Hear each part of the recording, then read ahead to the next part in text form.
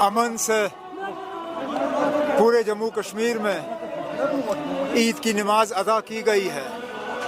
वहाँ अफसोस की बात यह है कि एक बार फिर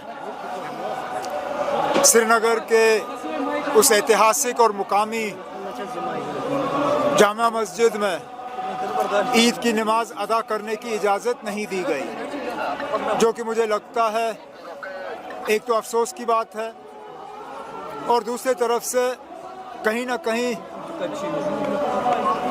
हमारे इंतज़ामिया को जो सिक्योरिटी और लॉ एंड ऑर्डर की ज़िम्मेदारी रखते हैं, कहीं ना कहीं उनके कहने और करने में फ़र्क रहता है, क्योंकि वो बार बार कहते हैं कि हालात बिल्कुल साजगार हैं, हालात बिल्कुल ठीक हैं, हम अब नॉर्मल सी के तरफ चले हैं। लेकिन ये कहाँ की नॉर्मल सी, जहाँ श्रीनगर के सबसे बड़े मस्जिद में ईद की नमाज अदा करने की इजाज़त नहीं दी जाती।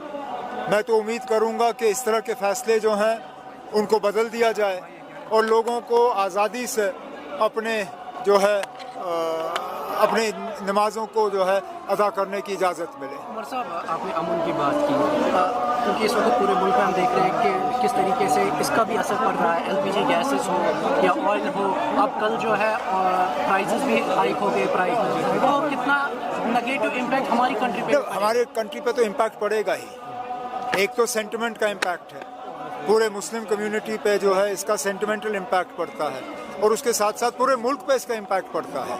अब चलिए, हमारे सेंटिमेंट्स तो हर्ट हो ही जाते हैं, लेकिन जिन लोगों को कीमती गैस और डीजल के हवाले से अपना घर चलाना मुश्किल हो जाता है, उन पे भी इम्पैक्ट होता है। इसलिए मैंने कहा कि हमारे तरफ से एक ही दुआ होनी चाहिए आज कि जल्द से जल्द ये नाजायज़ जंग जो है ये बंद हो और अमन जो है वो दोबारा से बहाल हो। Thank you so much.